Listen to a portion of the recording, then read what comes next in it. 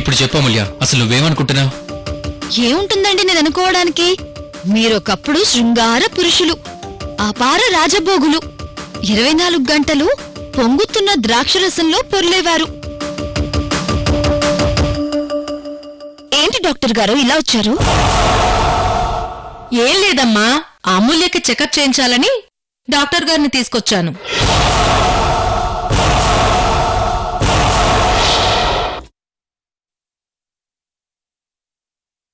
ఏంటి త్రిపుర, ఆ అక్క చెల్లెళ్ళ మొహంలో టెన్షన్ ఏంటి? చెప్పావుగా ఇక్కడ సీన్ క్రియేట్ చేయమని. ఇంకాసేపట్లో ఇక్కడ సీన్ క్రియేట్ అవబోతుందని సంకేతాలు పంపించాను. అందుకే ఆ టెన్షన్. ఓహో,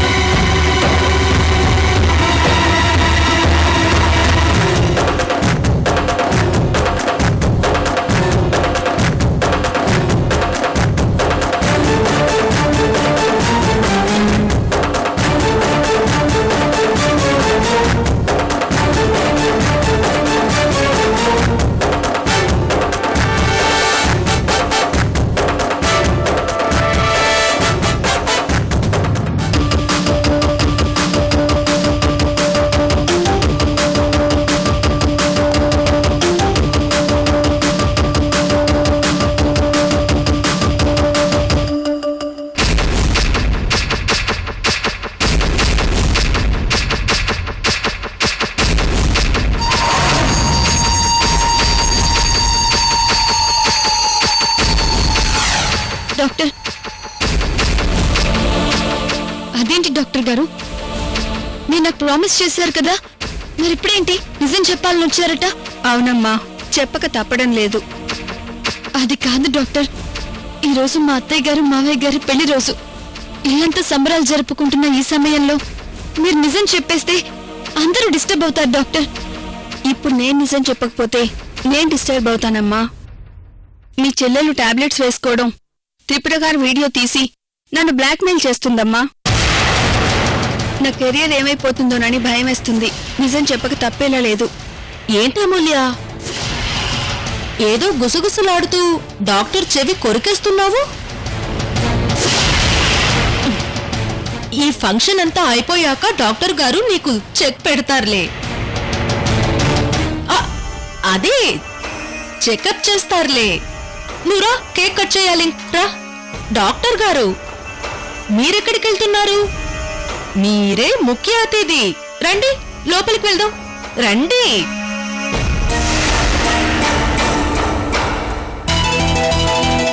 ఏంటయ్యా రామకృష్ణ?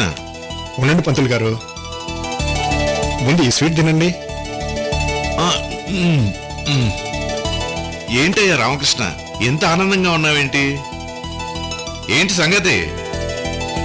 అమూల్య పెళ్ళైనప్పటి నుంచి ఈ సంతోషకరమైన వార్త గురించి ఎదురు చూస్తూ ఉన్నాను. ఆ సమయం ఇప్పుడొచ్చింది. అమూల్య పెళ్ళైనప్పటి నుంచి ఎదురు చూస్తున్నావా? ఏంటయ్యా అది? అమూల్యకిప్పుడు 3వ నెల, తను కడుపుతో ఉంది. అలా ఉండిపోయారేం పంతులు గారు? అసలు నీకు ఈ విషయం ఎవరు చెప్పారు? ఆ ఇంట్లో వాళ్ళే చెప్పారు. ఆ ఇంట్లో ఇంకో అమ్మాయి త్రిపుర కూడా ఉంది కదా? కడుపుతో ఉన్నది త్రిపుర, అమూల్య ఎవరు అన్నది మీరు క్లియర్గా కనుక్కున్నారా? నేను క్లియర్గానే కనుక్కున్నాను. కడుపుతో ఉన్నది నా చిట్టి తల్లి అమూల్యనంట. ఏంటి పంతులు గారు, నేను తాతను కాబోతున్నానని సంతోషంగా ఉంటే మీరు సందేహిస్తున్నారేంటి? అయ్యో రామకృష్ణ, నీ సంతోషాన్ని నేనెందుకు సందేహిస్తాను? కాకపోతే నువ్వు విన్నది నిజమా కాదా అన్నది చిన్న అనుమానం. సరే పంతులు గారు, ఇప్పుడు నేను నా భార్యతో కలిసి అమూల్యం చూడ్డానికి బయలుదేరుతున్నా. ఇంకో 2-3 రోజులు ఆగి వెళ్ళలేకపోయారా? అసలు విషయం ఈలోపు తెలుస్తుంది. లేదండి, నా చిట్టి తల్లి ఇప్పుడు తల్లైంది. ఎప్పుడెప్పుడు చూస్తామా అని చాలా ఆతృతగా ఉందండి. అయితే వెళ్ళక తప్పదంటావు? వెళ్ళక తప్పదు పంతులు గారు. ఇన్ని రోజులు ఒక భార్యకు భర్తగా, 2 పిల్లలకు తండ్రిగా బాధ్యతలు నెరవేర్చి అలసిపోయాను. ఈ అలసట తీర్చడానికి, నాతో సరదాగా ఆడుకోవడానికి నా చిట్టి తల్లి నాకు మనవన్నో లేక మనవరాల్లో ఇవ్వబోతోంది. అయినా ఆడపిల్లకు నచ్చిన ఏ తండ్రికైనా సరే ఇంతకన్నా సంతోషకరమైన విషయం ఏముంటుంది? అందుకే నేను ఆ విషయం విన్నప్పటి నుంచి అమూల్యని ఎప్పుడెప్పుడు చూద్దామని కుతూహలంగా ఉంది పంతులు గారు. సరే రామకృష్ణ, భార్యాభర్తలు ఇరువురు క్షేమంగా వెళ్లి లాభంగా తిరిగి రండి.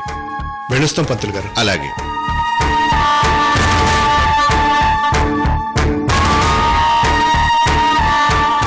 చూడు రామకృష్ణ, ఆదిశక్తి అయిన దుర్గమ్మ ఏం జరిగినా నాకు ఏదో ఒక సంకేతం ఇస్తుంది. కానీ ఇప్పటి వరకు నాకు ఏ సంకేతం రాలేదు అంటే అక్కడ అమూల్య ఖచ్చితంగా గర్భవతి అయ్యే అవకాశమే లేదు. కానీ నువ్వు అమూల్యను చూడ్డానికే వెళ్తున్నట్టు అనిపిస్తోంది. నీ ఆనందాన్ని నేను కాదనలేను. నీకు అంతా శుభమే జరగాలని కోరుకుంటున్నాను. అక్కడ నీ మనస్సు నొప్పించకుండా, ఎటువంటి బాధ లేకుండా ఆనందంగా తిరిగి రావాలని కోరుకుంటున్నాను.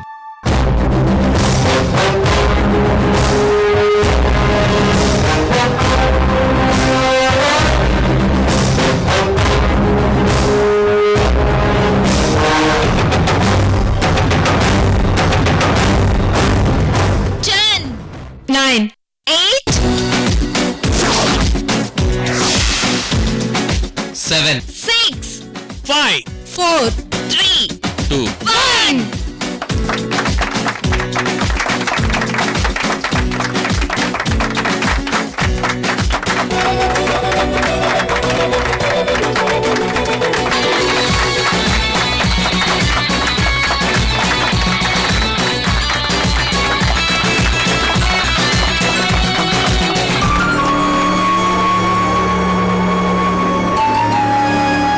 ఇప్పుడు అంకుల్ ముందుగా కేక్ ఎవరికి తినిపిస్తారో చూద్దాం. ముందుగా మా ముద్దుల కోడలికే కేక్ తినిపిస్తాం.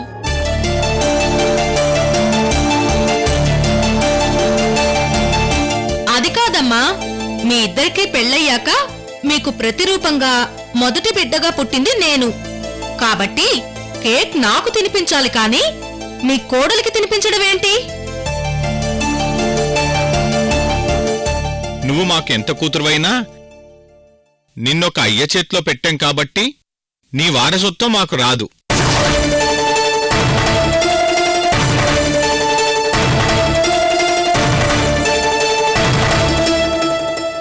మా ఇంటి వారసత్వం అభివృద్ధి చెందేది మా కోడల వల్లే.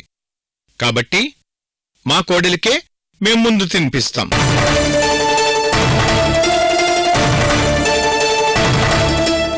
అమూల్య, ఆ అన్నమ్మా.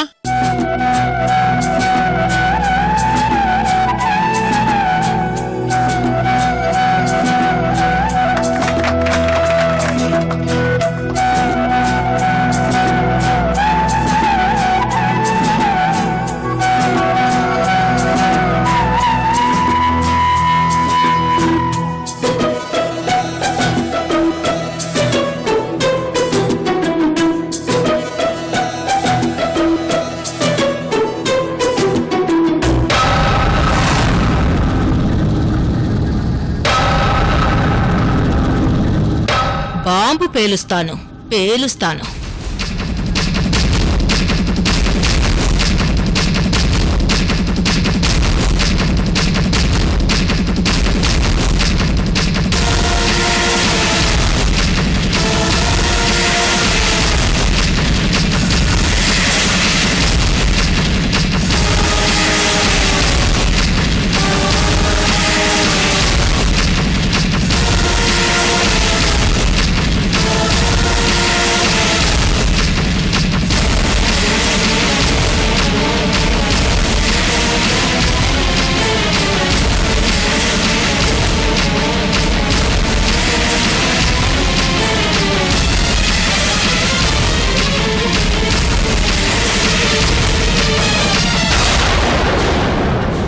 ఈ సందర్భంగా త్రిపురవదన గారిని అభినందించవలసిందే.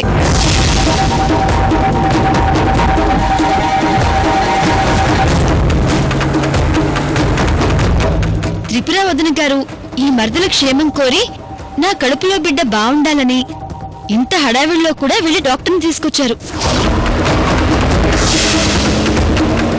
ఇప్పుడు మీ అందరికీ నేను ఒక ముఖ్యమైన విషయం చెప్పాలి.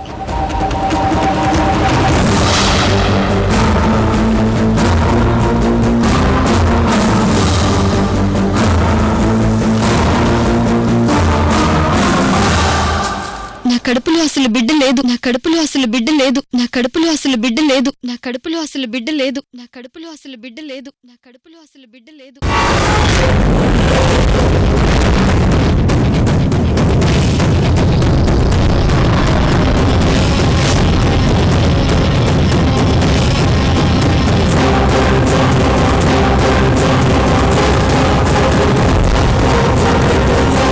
మీరంతా అనుకుంటున్నట్టు బిడ్డ పెరుగుతోంది నా కడుపులో కాదు.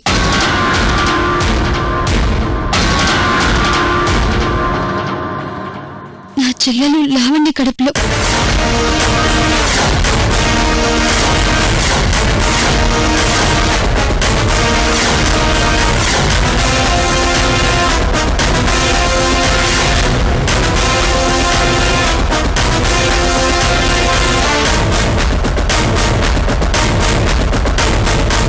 డాక్టర్ గారు, ఇక చెప్పాల్సిందంతా నేను చెప్పుకుంటాను. ఇక మీరు వెళ్ళండి.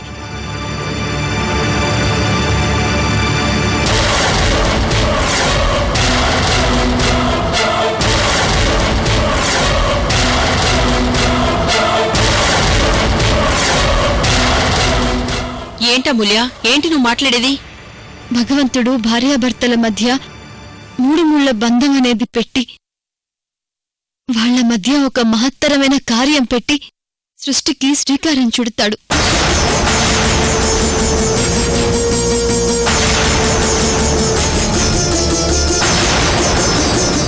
9 నెలల సృష్టి బరువును మోయిస్తాడు. ఒకవేళ పెళ్లికి ముందే ఒక ఆడది తల్లయిందంటే సృష్టి కార్యంలో ప్రమాదం జరిగిందన్నట్టు ఆ దేవుడు కూడా ఆడదాని మీదే తోసేస్తాడు. తప్పు మగాడిదైనా ఆడదానిదైనా చివరికి బలయ్యేది మాత్రం ఆడదే. దేవుడి సృష్టిలో కూడా ఆడదంటే ఒక చులకనేనండి.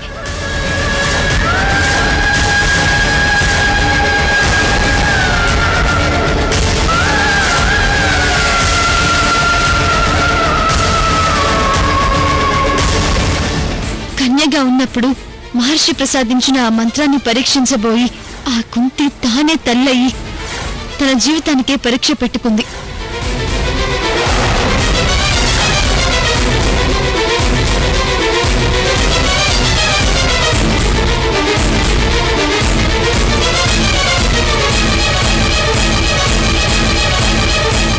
ఇప్పుడు నా చెల్లెలు కూడా అలాంటి పరిస్థితిలోనే ప్రెగ్నెంట్ అయింది. నా చెల్లెలు చందమామ లాంటిదని మురిసిపోయేదాన్ని. ఇప్పుడు చంద్రుల్లో కూడా మచ్చుంటుందని సరిపెట్టుకుంటున్నాను.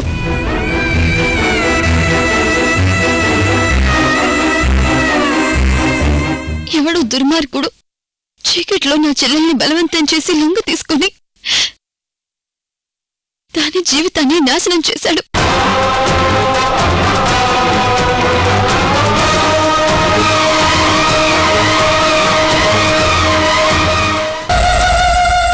అమ్మా మూల్య, మరి ముందే మాకు ఈ విషయం ఎందుకు చెప్పలేదమ్మా? మీకు చెప్పుకోలేక, మీకు తెలియకూడదన్న ఉద్దేశంతో అబోర్షన్ దాకా వెళ్ళాం. కానీ మీరంతా నాకు అబోర్షన్ అని రావడంతో నా చెల్లెలికి అబోర్షన్ ఆగిపోయింది.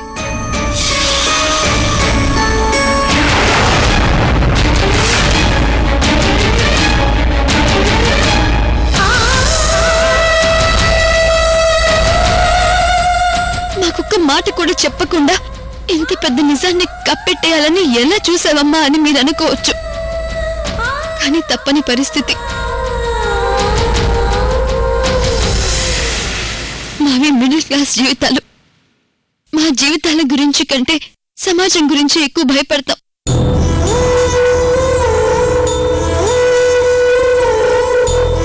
ఈ సమాజంలో ఎక్కడ తలదించుకోవాల్సి వస్తుందోనని తెగ భయపడిపోతూ ఉంటాం. ఆ భయపడ్డంలోనే ఏవేవో చేయాలని ప్రయత్నిస్తూ ఉంటాం. ఆ ప్రయత్నంలోనే తప్పు మీద తప్పు చేస్తూనే ఉంటాం.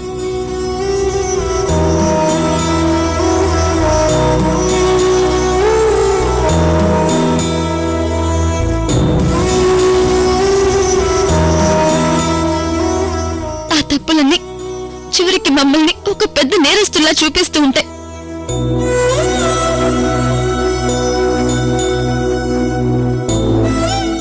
అందరికీ ఒక్కటే చెప్తున్నాను, నా చెల్లెలు ప్రమేయం లేకుండానే తప్పు జరిగిపోయింది.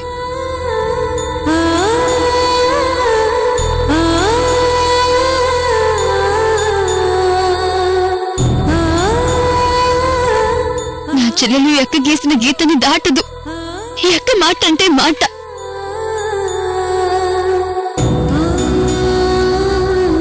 అలాంటి నా చెల్లెలు ఈ విధంగా మోసపోయిందని తనలో తను ఎంతగానో కుమిలిపోయింది.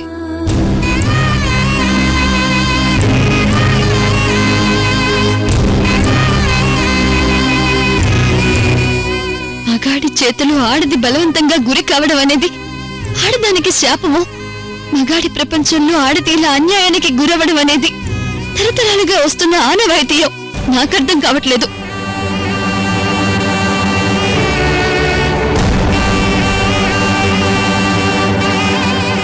పోలీసులు కంప్లైంట్ ఇవ్వచ్చు కదా అని మీరు అడగచ్చు.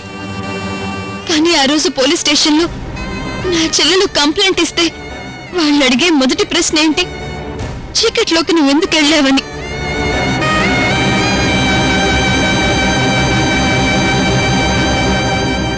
ఆ చీకట్లో పాడు చేసింది ఎవరు అని అడుగుతారు. ఇలా ప్రశ్నల మీద ప్రశ్నలు వేసి జరిగిన దారుణాన్ని పదే పదే గుర్తు చేసి గ్రద్దల్లా పొడుచుకుని తింటారు.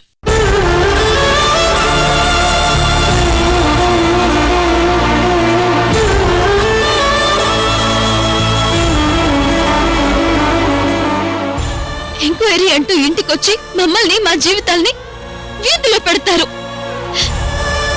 వీటన్నిటికీ మేమెలా సమాధానం చెప్పుకోవాలి? ఏమని భరించాలి? ఎవరికి ఏమి సమాధానం చెప్పుకోలేక తాను చేయని తప్పుకి నరక యాతన అనుభవించి ప్రాణాలు తీసుకోవాలని ప్రయత్నించింది ఆఖరికి.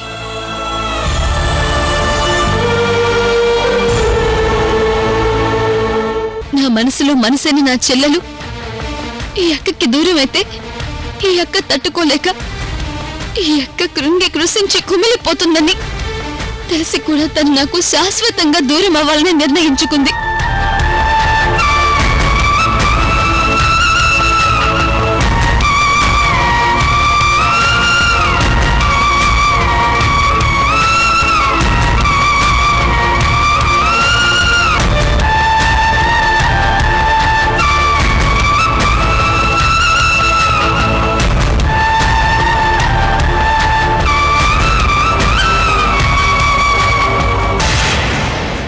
అవునమ్మా, ఆ రోజు లావణ్య సూసైడ్ చేసుకోబోతుంటే నేనే కాపాడాను.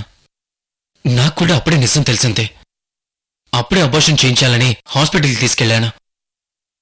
కానీ డాక్టర్ కష్టం చెప్పారు.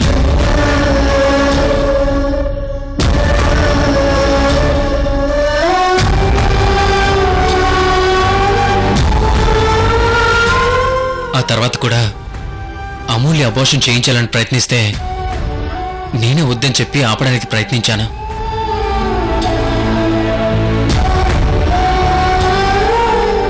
అమూల్య ఒక మిడిల్ క్లాస్ అమ్మాయి లాగానే ఆలోచించింది. చెల్లెల్ని ఇంట్లో కాకుండా దూరంగా పెట్టాలని చెప్పింది. కానీ నేనున్నాను, నేను చూసుకుంటాను, ఇంట్లోనే ఉండమని నేనే చెప్పాను.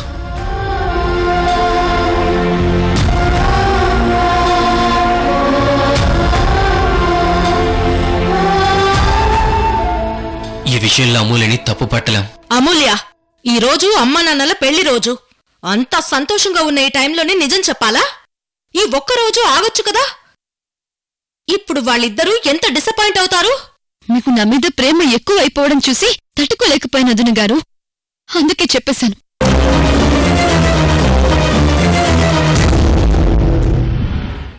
ఈ పెళ్లి రోజు మీకు నిజం చెప్పి బాధ పెట్టాను. క్షమించండి అత్తయ్య గారు.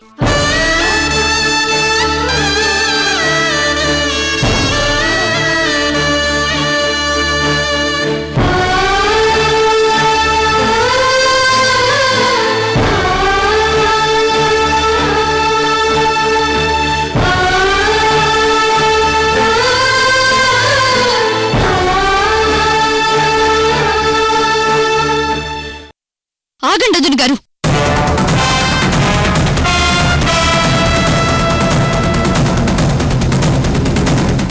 రోజు నా గుట్టంతా రట్టు చేయాలనే డాక్టర్ గారిని తీసుకొచ్చారా? కానీ నేనే గుట్టుగా ఉన్న నా చెల్లెలి ప్రెగ్నెంట్ విషయాన్ని అందరి ముందు పెట్టాను.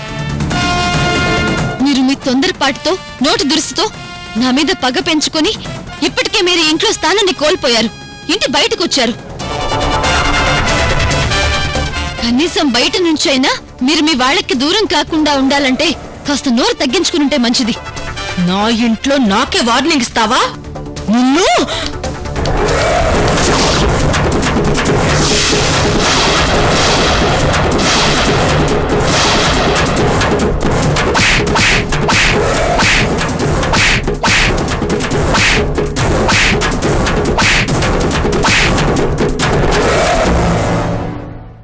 నా చెల్లెలు మానసిక క్షోభ అనుభవిస్తూ ఉంటే నాకు గుండెల్లో సూదులు గుచ్చుకుంటున్నట్టు బాధపడుతున్నాను. నా చెల్లెలి విషయంలో ఎవరేం చేసినా నేను క్షమించను. వరుసకి వదినవి మా ఆయన గారికి అక్కవని నిన్ను వదిలేస్తున్నాను. జాగ్రత్త, వెళ్ళిక నుంచి.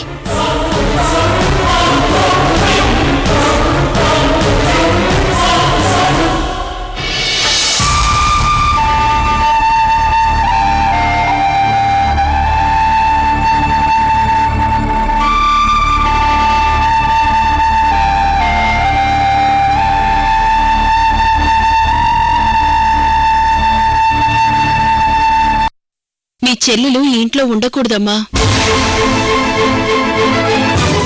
వెంటనే మీ చెల్లెల్ని మీ ఇంటికి పంపించేయమ్మా. లావణ్యని వీలైనంత తొందరగా మీ పుట్టింటికి పంపించేయమ్మా.